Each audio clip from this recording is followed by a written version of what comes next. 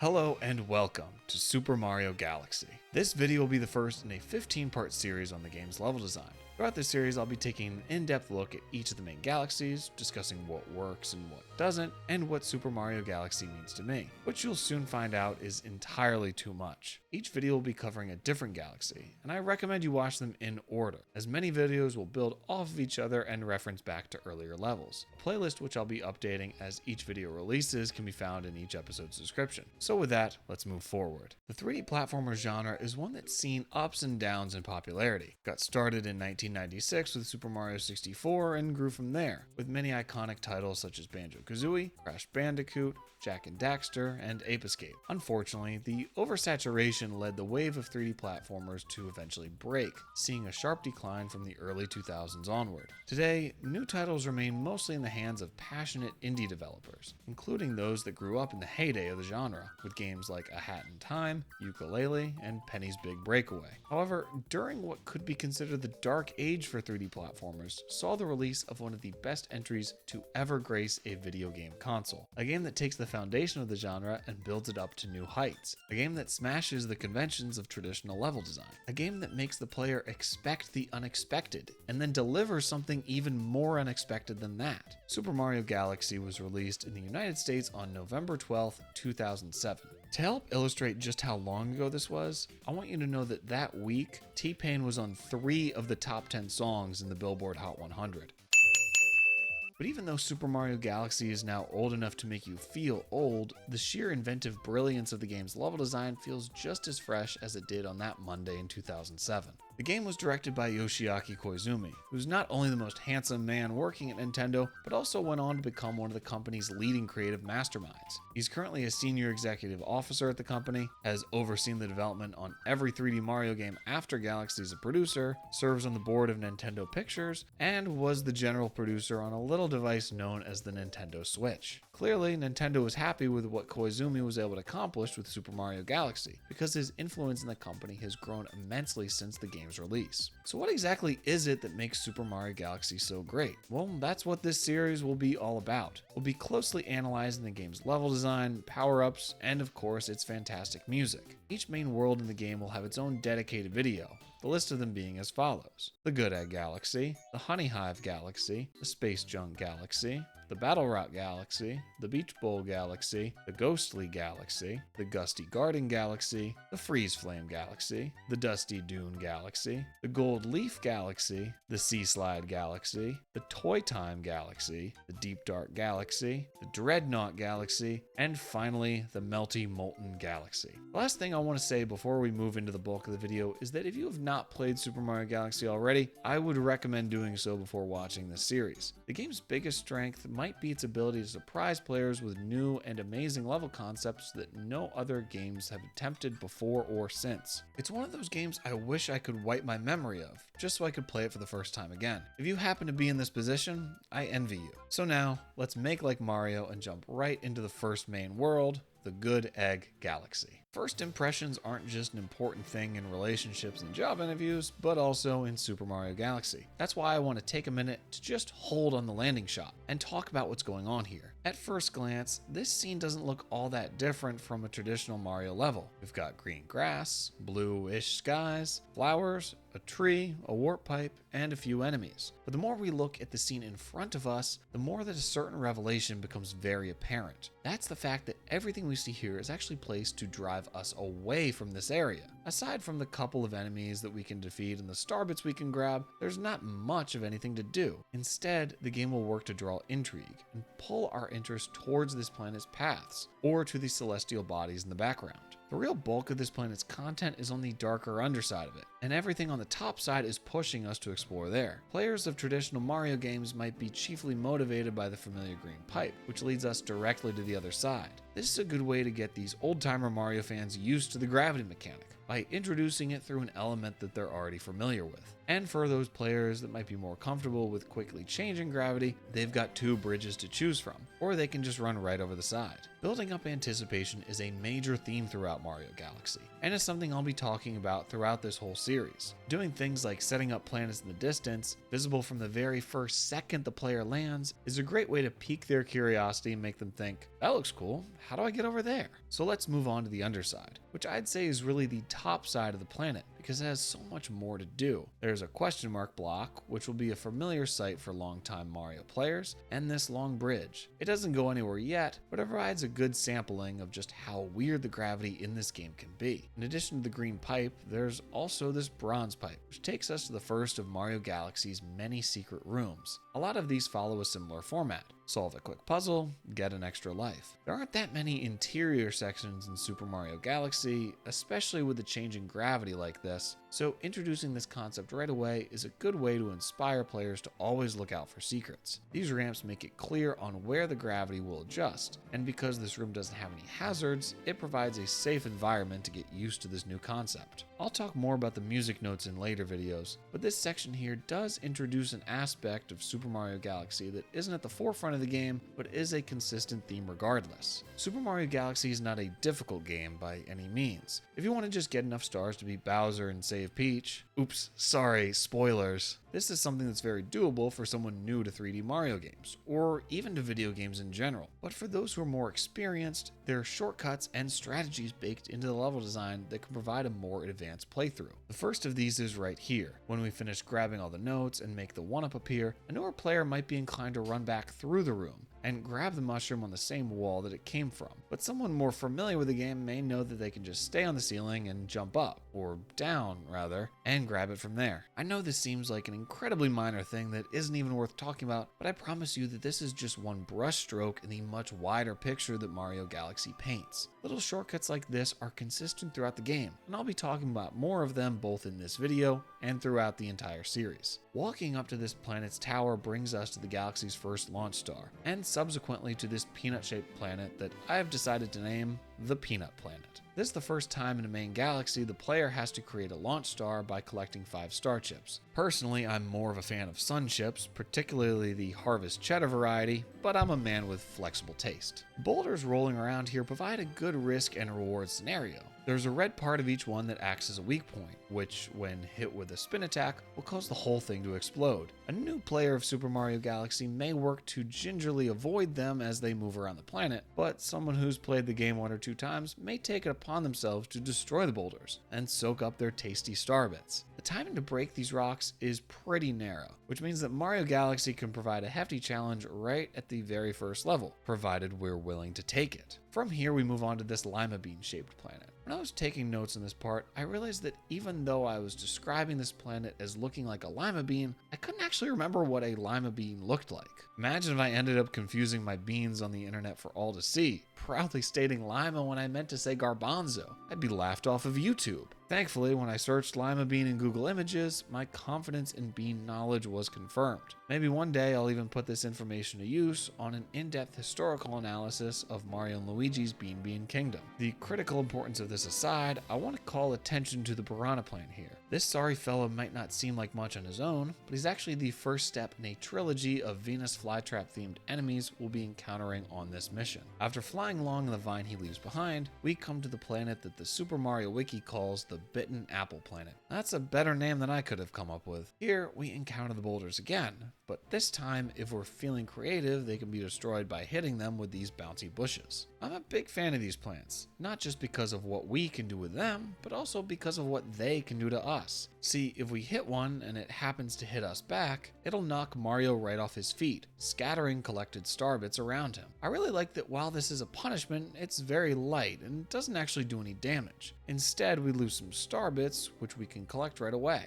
The knockback animation still makes it clear that this is something we don't want to happen. It's important in these early stages of the game to not be overly punishing. Up at the top of the planet, we come to this next iteration of the Piranha Plant trilogy. This purple fellow is a lot bigger, spikier, and more menacing. He could be thought of as a mini-boss of sorts, something to help us get our wits about us before the conclusion of the saga. Introducing piranha plants in stages, one bigger than the next, is a great way to tell a story throughout the mission. That story being us, as Mario, taking on tougher challenges and overcoming them. It's a basic but impactful way to build up action and make the player feel more brave as they venture forward. Spiky piranha plant might not be very tough, but he looks intimidating, which can give a new player some confidence after defeating him. This then takes us to the next planet, which I don't have that much to say about, but it does give me an opportunity to call attention to the game's music. There's a lot I could say about Super Mario Galaxy's incredible soundtrack, but I think the best way to communicate how great it is to just let you hear it for yourself. This is something I'll be doing occasionally throughout the series, so let's take a moment and listen.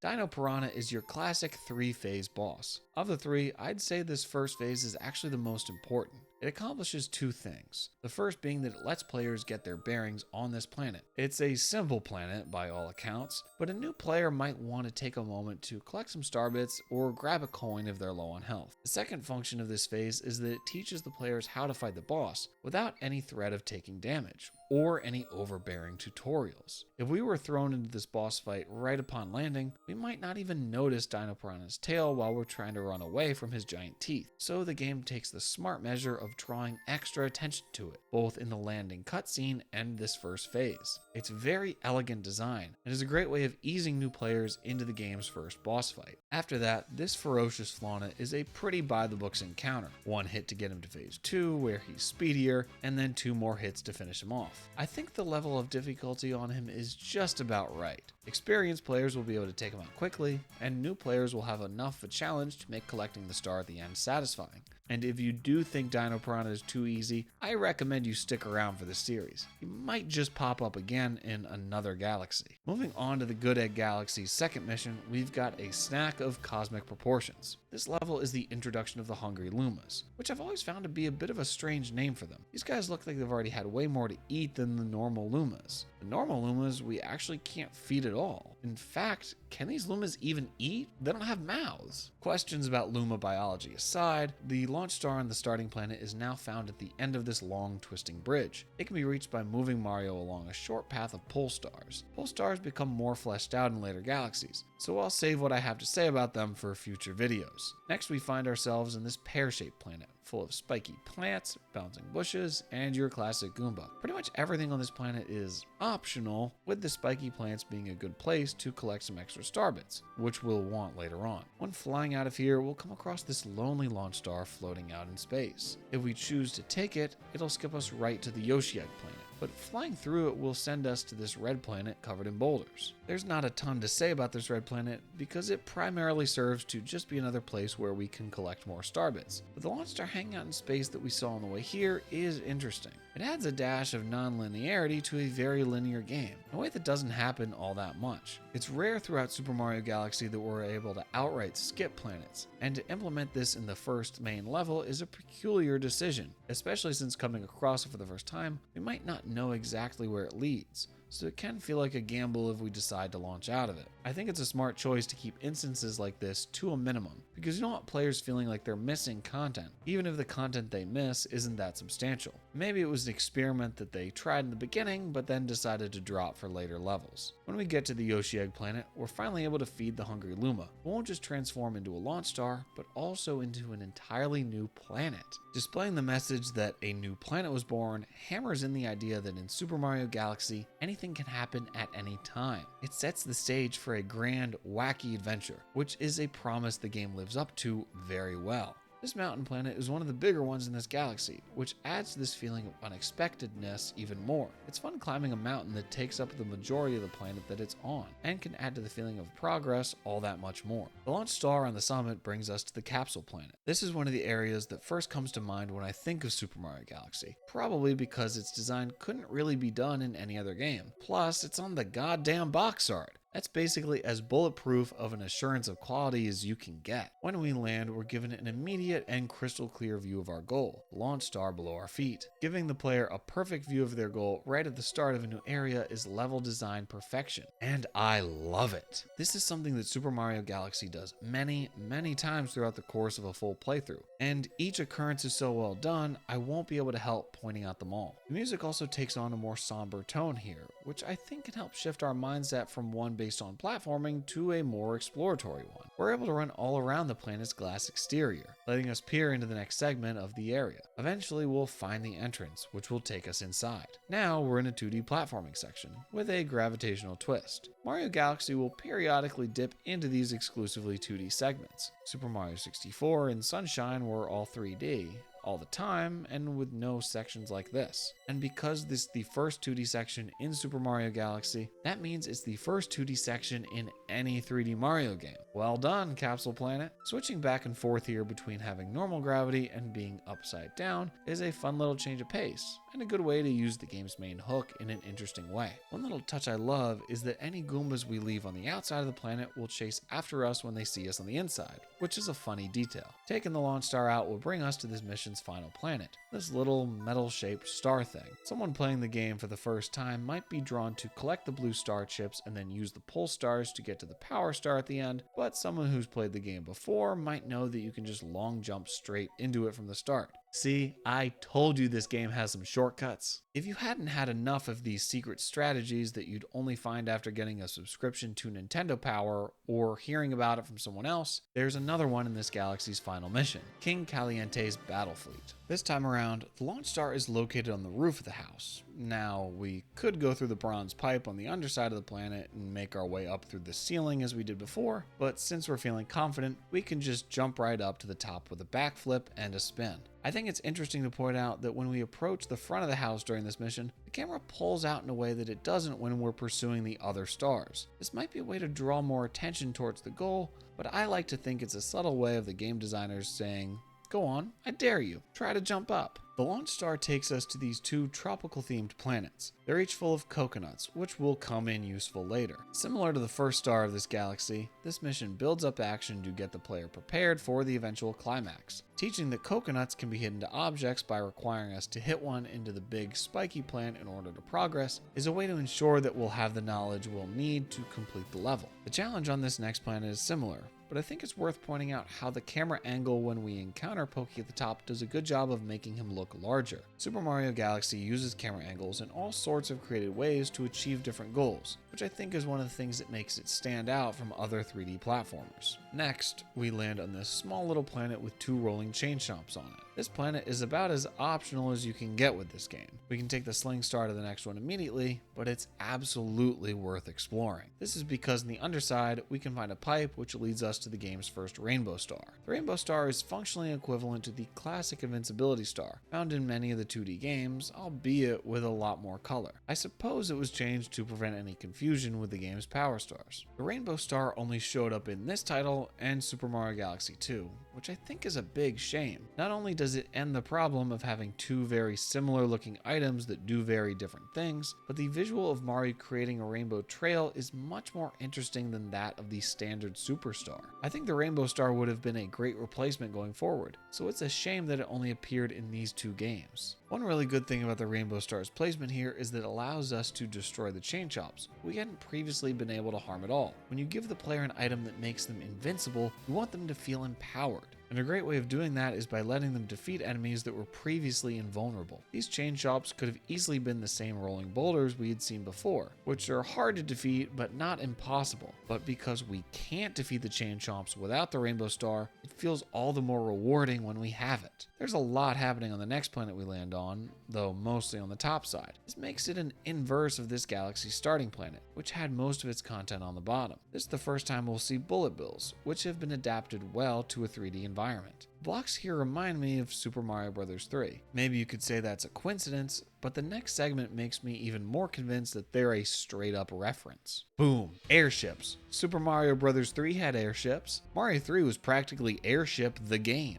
Although compared to the airships in Super Mario Bros. 3, these ones leave a bit to be desired. Significant chunks of them are quite empty and feel fairly unfinished. They certainly didn't need to be this big, so to make them this size with so much empty space is a puzzling decision. The good news here is that the enemies on the other side introduce us to the next step in this mission's staircase of coconut clubbing. After using a coconut to open up the path earlier, the fact that we have to hit the back of these enemies should be obvious. But if we can't figure that out, there's a toad here to tell us. Thankfully, this toad is just off to the side, so we don't have to talk to him if we don't want to, which means no patronizing tutorial when we enter the area. I'm not saying that toads can't give good advice, but is this the voice you want to hear when asking for help? Also, I never put it together until researching this video that these enemies, which are called Roctos, are basically Octoroks from Zelda. It seems so obvious now, but even after having played this game so many times, I never realized it. It's cool when a game you think you know so well can still surprise you. Using the launch star behind the ship's steering wheel will take us to our final planet, the home of King Caliente. We again have a planet distinctly divided into a bottom portion and a top portion. This bottom part serves the function of letting newer players get their bearings before taking on the boss, plus replenishing their health with some coins if they need to. Visually, this fight with King Caliente reminds me a lot of the final boss of Super Mario Sunshine. And is it just me, or does this planet look kind of delicious? Like a big chocolate glazed donut. I'm telling you, there's a resemblance. That's good. Mechanically, this boss fight brings us to the conclusion of what we've been learning throughout this mission. Hit coconuts, achieve results. Hitting them back and forth has a rhythmic feel to it, and is extraordinarily satisfying when we get the pattern down. He's also one of the only bosses that doesn't just explode when Mario defeats him, which makes me feel a little more humane. And that wraps it up for the Good Egg Galaxy. Yes, there's the prankster comets and the secret Luigi stars, but for this series, I'm only going to talk about the main 3 missions for each stage. Mostly. Some of those prankster comet missions need a light shined on them. The first world of the game might just be the most important. It has to introduce enough mechanics to keep the player engaged, but it can't be overwhelming. This can be a tricky balance to achieve, especially because it also has to give them a good idea of what's to come. But I'd say the Good Egg Galaxy does this wonderfully. It's one of the galaxies I always find myself coming back to when I want to replay a mission or two, and it's probably the first one I think of when I think about Super Mario Galaxy. It teaches the player about the game's mechanics effectively, but isn't overbearing about it. This is one of the most difficult things to do in game design. I think the Good Egg Galaxy is about as great of an introduction as you can get for a platformer like this, but we've still got a lot of the game to cover. This is just part 1 of what's going to be a 15-part series, going over every main galaxy in the game. So think of this as just an appetizer. Not even as an appetizer. This is more like the little basket of salt, pepper, and ketchup that's already at the table when you sit down. In the next installment, we'll be scaring the toads, playing on swings, and taking care of some extermination in the Honeyhive galaxy. I hope you'll join me there.